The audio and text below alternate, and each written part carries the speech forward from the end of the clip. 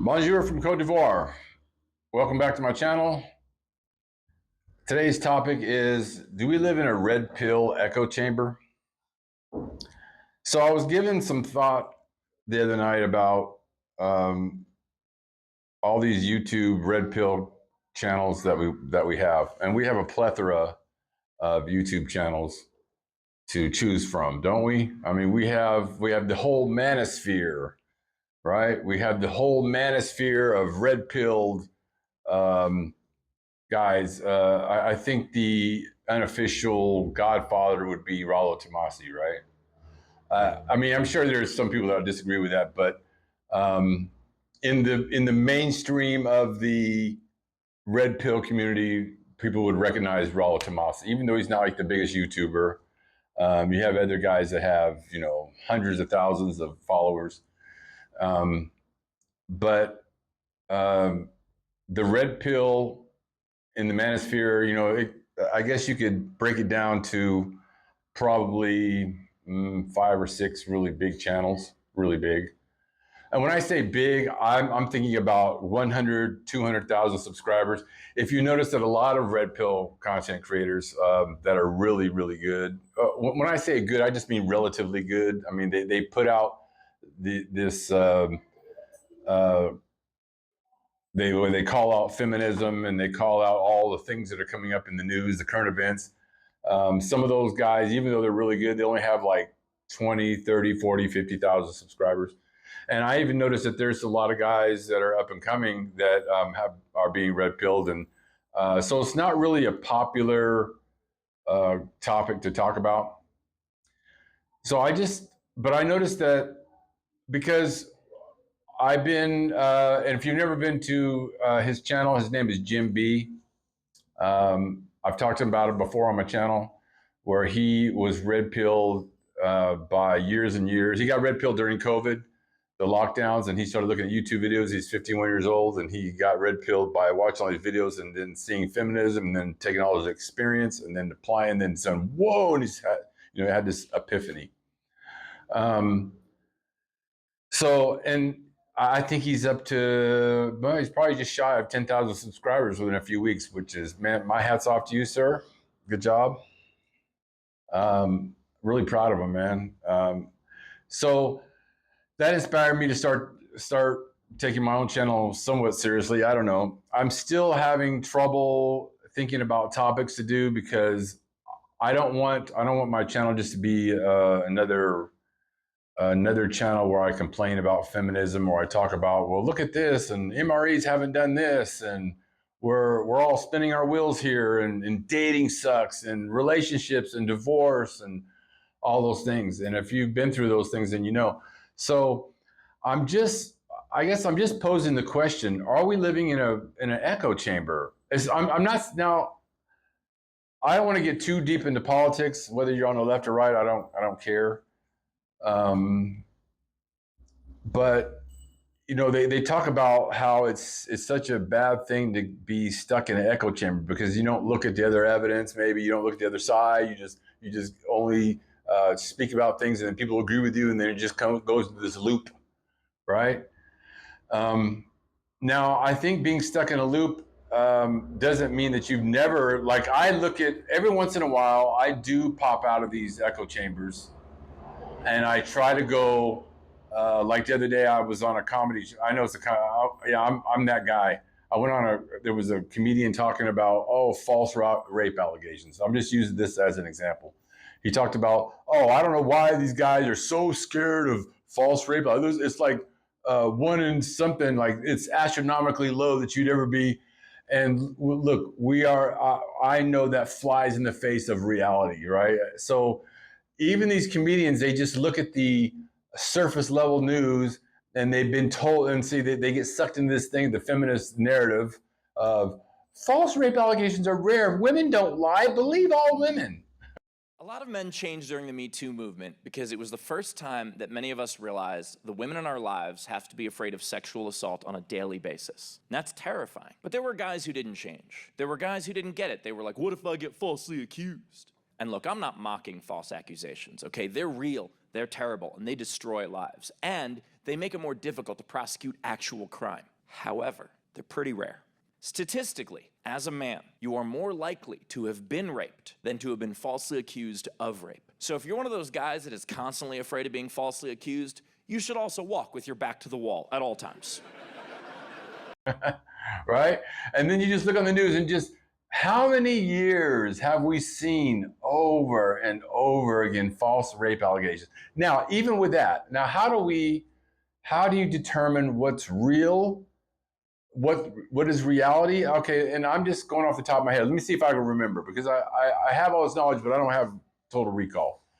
Okay, so in order to get information about the world, you want to read what you're told, right?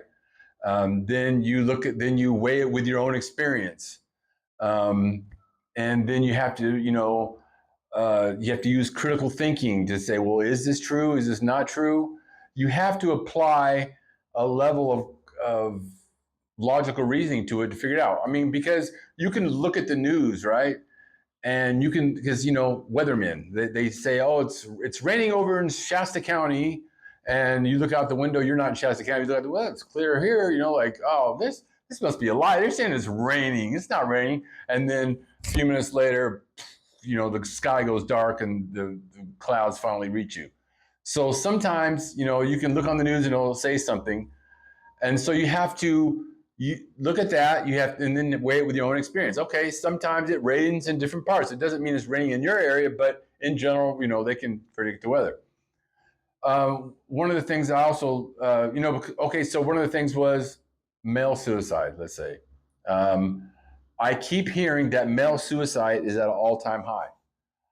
And a couple years ago, at that point, I had never known anyone or I never even knew of a person. No, I'm sorry. When I was a kid, I knew a girl when I was 13.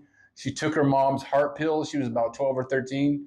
And she took her mom's heart pills because her mom had tachycardia, took the pills, and it stopped her heart and she died. They say it was suicide or whatever. Or maybe she was doing a cry for attention, but really killed herself. And I knew the girl. She was actually I went to the skating rink with her and we kissed one time. And so that was the first time I dealt with. But that's not male suicide, right? Because they say, oh, women are always committing suicide. Women have more attempts, but they're saying that men are committing. So I was really skeptical about, are men committing suicide in droves, like they're saying? Like where is all these people committing suicide?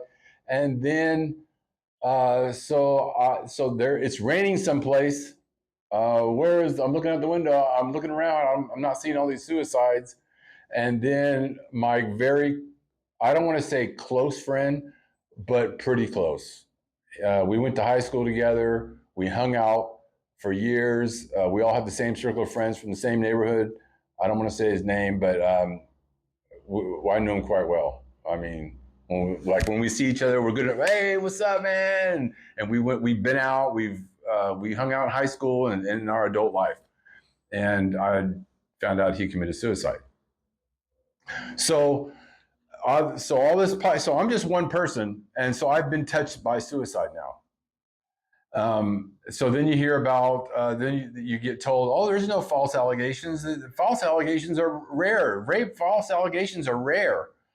Well, how can they be? I'm nobody, and I've been falsely accused several times in my adult life, not just of rape, but other things. Like I've been falsely accused of those types of things. Maybe not officially. Like I'll tell you a story. One time, I was in the military. I was about 20, 21 years old. I was 20, and I was doing my tank training at Fort Knox, Kentucky. So me and my buddy, we went out to go have drinks at a bar, and we get there, and everyone's just like 2:00 in the morning. We're coming out of the bars, and we see this couple, man and woman. They're arguing. They're both drunk. The man takes off, and then the woman falls down and passes out on the sidewalk. So we were leaving right now. So when I was young in the military, I felt like a hero. I felt like I was a hero. Like I always helped women. I'd help little ladies across the street. I really looked at myself as a white knight, And so we started to walk away, and we're looking, and we're waiting to see if anyone helps her. No one helps her. And this is a very attractive woman too. I mean, that's obviously well, we were attracted by the fighting, but we were also attracted, but she was blonde haired. She was hot. But she just fell on the sidewalk. And we started to walk away and we were like, should we help her? And he goes, I don't know. She's got a boyfriend over there. And I thought she had some friends. No. So we stay across the street under a lamppost, invisible in front of everybody. We're two military guys. We're not, in uniform. We're in civilian clothes. And so we just kind of wait and we watch to see if someone's going to help her. Because, I mean, we had enough sense to know that she's got a boyfriend. We're in public place. But our white knight, our inner white knight, just can't help but to try to, what do we got to do? We have to do something. We got to help this lady, right? We don't know what to do, but so we stand over there.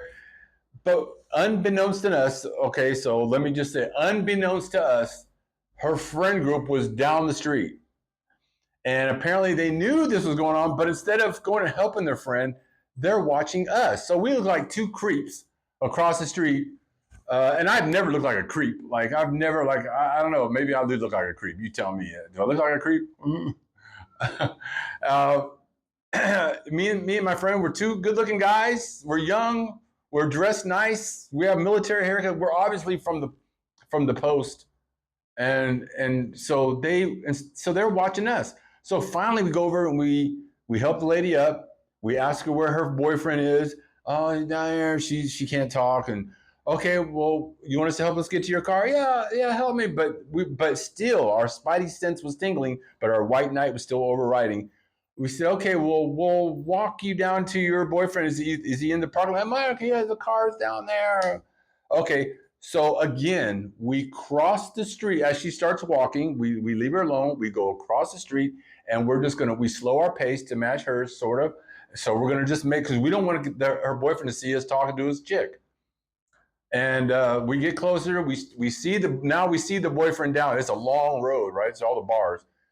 And so then we notice that the group of girls is following us but we don't know that that's her friend group yet. We get all the way down there, and then we follow. And then her boyfriend starts yelling at her, and he says, "Oh, well, who are these two guys over here watching you?" And we look down. We're like, we don't know what to do, right? And we start to walk away just as her friend group comes up. And then, those two guys over there have been watching her and walking and following her the whole time, and blah, blah, blah, blah. And another group of guys that was by the parking lot, because this is a long road and there's a parking lot. There's people scattered throughout, sort of. But there was a group of 4 or 5 college guys that said, "Hey, what do you say? Who's the rapist? Where's the rapist? Who's stalking?" Like they record, and those guys right there, and point to us. And we're like, hey, we're trying to, and we started to argue with these people. But then another group came up. Now we're surrounded by, I want to say 10, 12, at least a dozen people.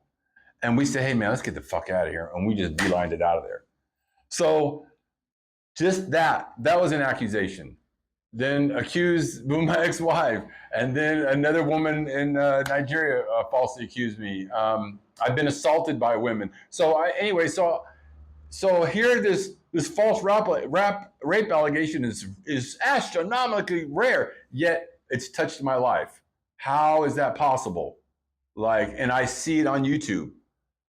So I made a comment. So my point was I went on this normie YouTube comment section, and I just stated, I said, that's not true.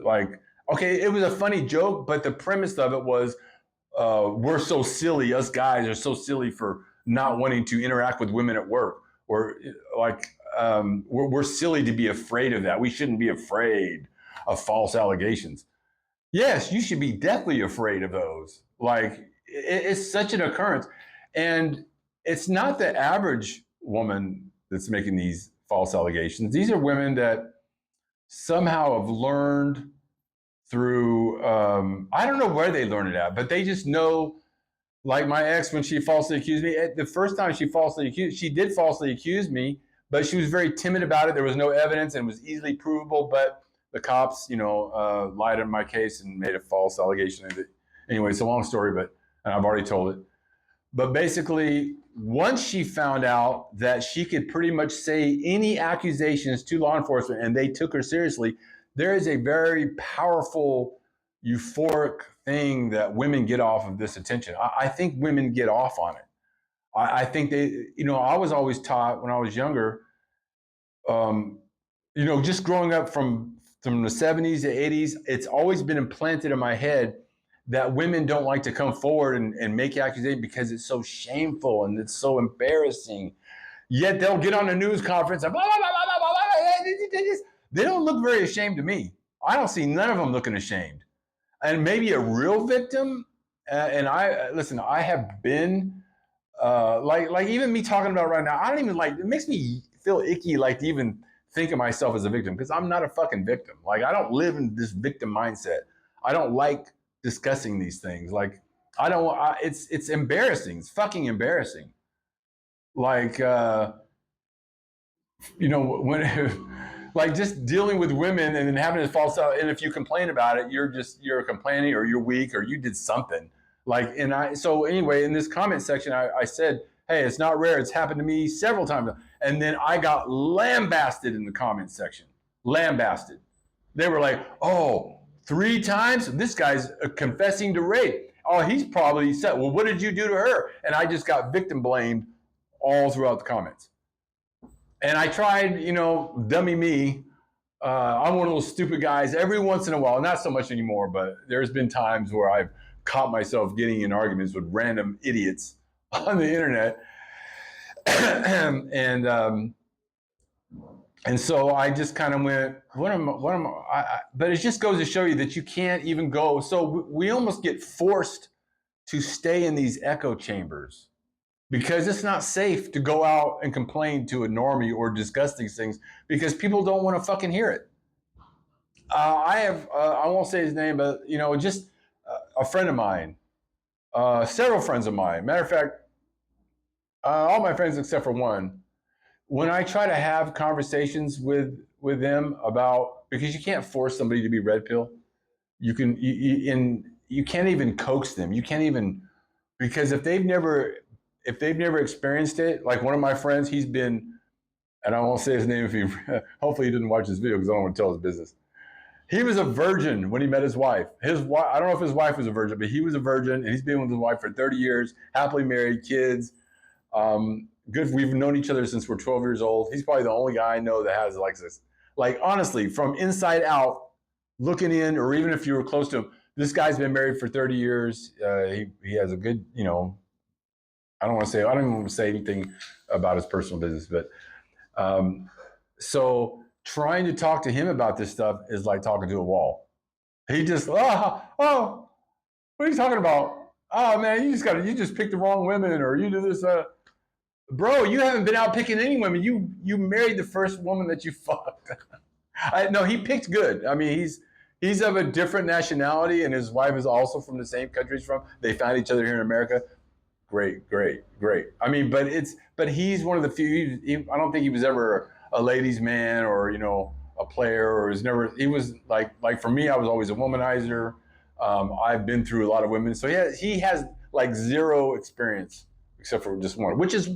Oh, wouldn't we all love to be in that position where you just meet your one and then you're married? I'm sure that sometimes he probably thinks to himself, I sure would like to have sex with other women. I'm sure that crosses his mind all the time. And sometimes I tell him stories and he kind of lives vicariously through me, maybe. But for the most part, he's happy. So talking to him, he doesn't get it. He is a strong-minded person. He thinks logically. He's not dumb.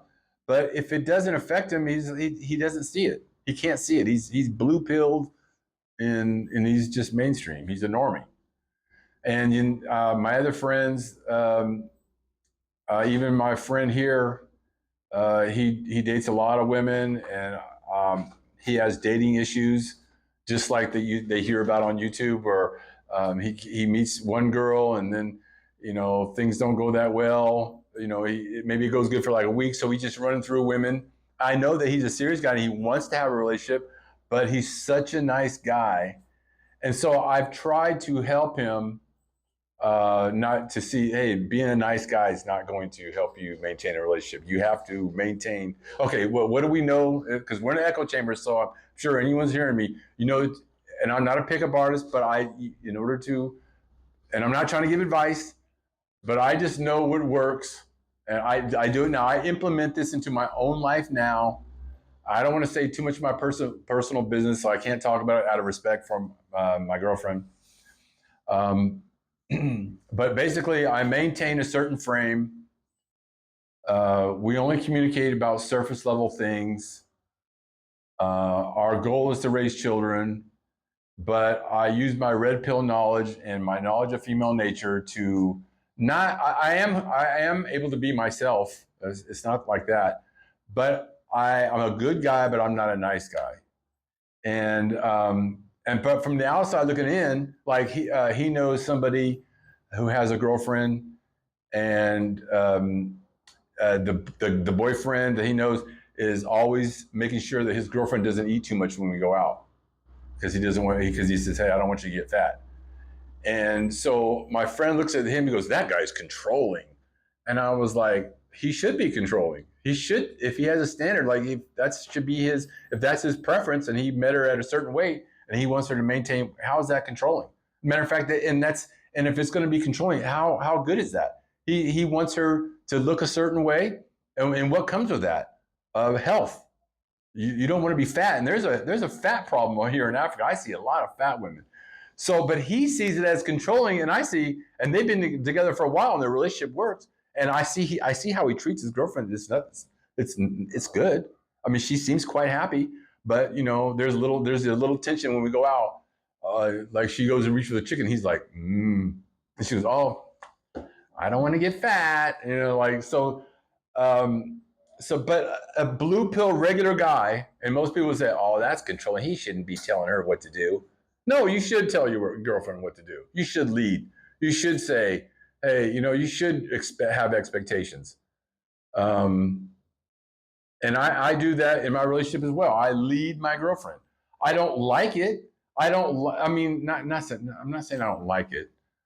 Okay, so in my relationship, I don't do housework. In this echo chamber, we know that they've done studies on this, that if you do dishes, mop floors, and as a man, it's going to make your wife's pussy dry up. They say, oh, we want him to help around the house. Listen, I don't work. I pay all the bills. I'm not doing a fucking lick of housework. Not because I don't want to, because I was raised by a single mom, and I was raised in how I know how to do dishes. I mop floors. I was in the military. I could spit shine this house, but I don't do none of it, because I need to maintain my leadership role. And I'm not saying that like when she had our baby, I hired a maid to come in every day to sweep and mop, because she just is getting over it. So it's not like I'm not providing her help. She's got her mom here. But I make sure that there's certain things I don't do. I let her do them. I also have told her, hey, I don't like you wearing sexy clothes. Like she's never worn hoe outfits. And I've seen pictures of her where she dressed in a tight dress, and she looks very nice. My girlfriend's got a wonderful body, and she does probably like this. She likes it. She is a woman. She's a woman. She likes to get attention. She's no different than any other woman in the world. But I prefer for her to dress modestly, and I tell her, I don't. Of course, it's her choice. But in order to be with me, I expect you not to be seeking male attention from when we go out. It's not like I want her to wear a burqa. Oh, actually, I would like her to wear. No, but I mean, there's guys. I mean, even when she was pregnant, she even told me, this is how I know that she really, really likes me, and she's, she respects me. She told me, she goes. I said, listen, guys, when I told her not to dress sexy, I said, please don't dress sexy. Please don't wear these top out. Now she wears her African dress, and she's still sexy to me. And then she comes home, she goes, you're right. Guys will fuck me anyway. She goes, she was like 8 months pregnant, and some policeman tried to get her phone and was like, hey. And she's all, I'm pregnant. And he's all, yeah, I don't care. Yeah, because guys will fuck your wife or girlfriend. And if they're advertising, especially on top of that, now she wasn't advertising. She was 8 months pregnant. She wasn't out trying at the club, but the guys were hitting on her. Guys, my girlfriend, she's a nice looking woman. So, but from the outside, a normie would look at that and say, you're a controlling asshole, you're insecure. No, I'm so secure in my relationship that I will let my expectations be known. And then there's no negotiation on it.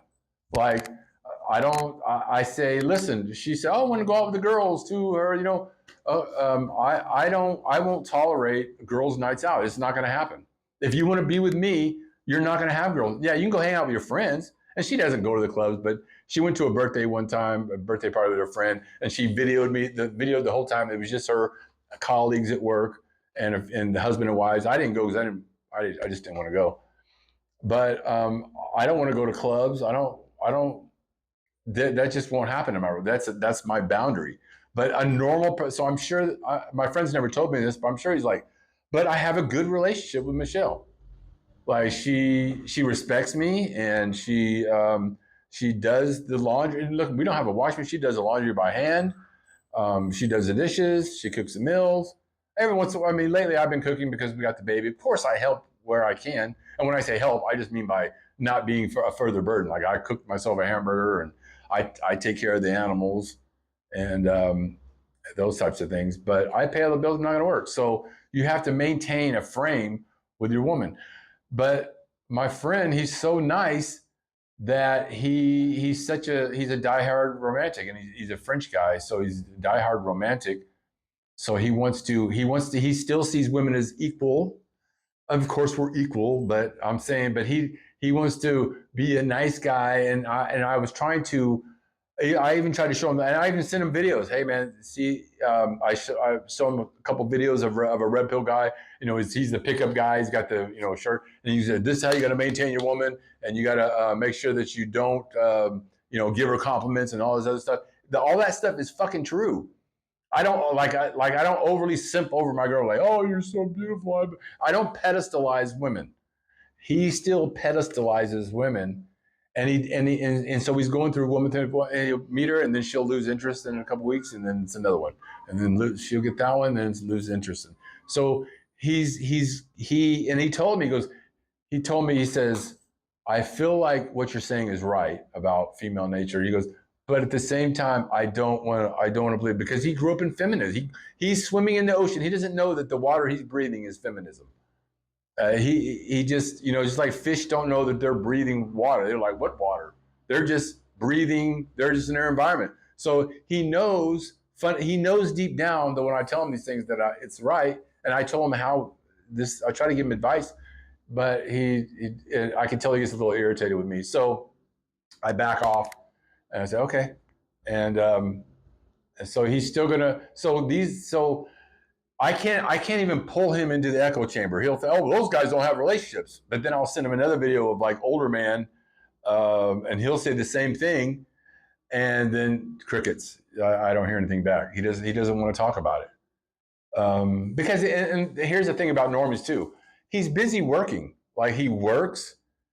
He's trying to make a living. He's dating. He's he's in his early 40s. I think he's 40. And down here in Cote d'Ivoire, he can go on Tinder, and he's nice looking enough to where he can get many women, so he gets matches, and he sees I have a family that he wants to have a permanent relationship, but I don't think he's able to get these women to commit long term, because I think when you show a woman over too much of interest, she's gonna you're not satisfying her hypergamy. And I don't want to sound like I'm just repeating things. I really know this stuff is true. Like women really want to know that they're getting the best deal. And because I'm a former nice guy, like I want to be the adorer. I want to say, oh baby, you're beautiful, and do all these things and flower. I want to, because then if I feel like I'm getting the better, like I'm getting this fantastic woman. And I do have a fantastic woman. She's beautiful, and she's got a beautiful body, but I don't tell her though. I don't like do that with her, because if I do that, she's going to see me as less. And don't listen. Don't anybody come here and fucking argue with me, because we're in an echo chamber. You just listen to me, what I'm saying, because anyone who knows what I'm talking about knows it's true. I have to sacrifice. I know it sounds like a big sacrifice, but it is. I have to sacrifice my desire to be the adorer, to be adored. So I'm getting adored right now. And she feels like she's getting the better deal. And that's the only thing that's going to keep her around in my life. As long as I don't put her on, as soon as I put her on a pedestal, I might as well just write my relationship goodbye. And I care about my relationship so much that I'm willing to sacrifice my comfort and I keep my stoicism. And the one benefit I have of being in Africa and being in a French-speaking country, we don't have to have too many conversations. I don't get into any deep philosophical. That's the other thing my friend he wants. He wants a woman to be his best friend, someone he can have conversations with. You cannot. Maybe you can online, and there's a few women, and you know who you are. So there's some women in Asking Older Men um, membership page. Of course, there are women that do get it, and I can have back and forth conversations, but back and forth conversations, and they're logical, and they say some really great things, and they really are the exceptional type of woman that gets it. But those are so few.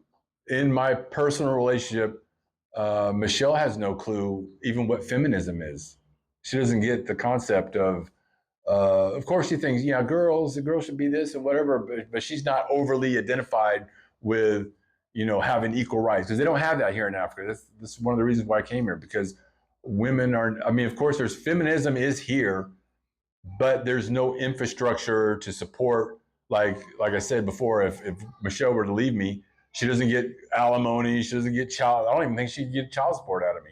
She probably could if she went through these long. I mean, if that was necessary. I mean, but she doesn't even think that way. There's not this thing where you attach to a man's wallet. In order to have a relationship, you have to have need.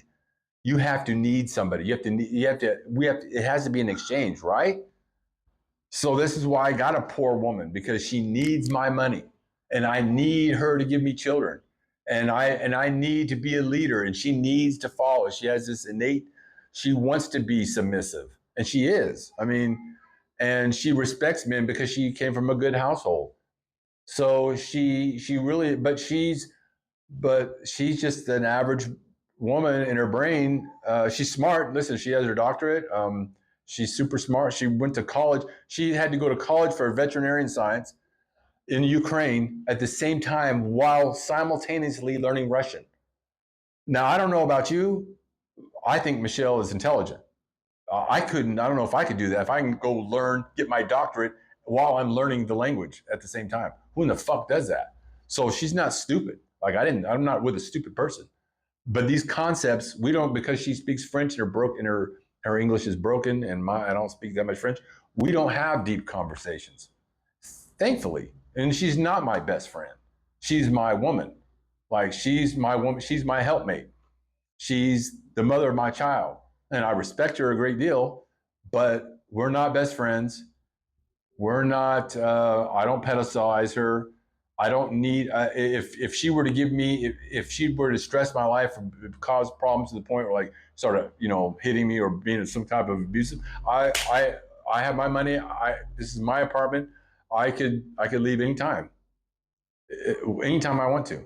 Now, that's the other thing. I don't think people realize that that's why you can't have relationships with women that make equal or more than you. It's that the power, not even power. It's just a dynamic that doesn't work. If you don't need somebody, then you're not going to. How can you have an exchange? You can't. If I'm independent and I got my own money, and you're independent and you got your own money, and we're two friends, I mean, we go out and we just pay for our drinks. How can you not go 50-50? Where would in order for me to pay for something for you, I have to be getting something back in return. I'm not talking about just directly transactional, but just like in my relationship, I'm expecting her to do the household chores. I'm paying all the rent and the utilities. I don't buy bags, shoes, trips, none of that. But these are expenses I would pay if I was here anyway. And of course, she has her own job, but I don't think she's got a particularly hard job. So anyway, yeah. So this is the echo chamber. Hello, hello, hello, hello. I know everyone's going to agree with me, and if you don't agree with me, I don't give a shit.